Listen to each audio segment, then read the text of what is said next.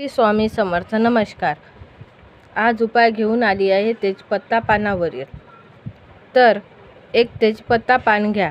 लाल किंवा हिरव्या पेनाने त्यावर जेवढी तुम्हाला रक्कम लागेल तेवढी रक्कम लिहा आणि नंतर दालचिनी पावडर टाकून याला विड्याच्या पानासारखे बांधून वरून लवंगीने पिन करा आणि मातीच्या भांड्यात खाली भीमसेनी कापूर, वरून हे पान जे आपण बनवले आहे ते, नंतर अजून भीमसेनी कापूर टाका. नंतर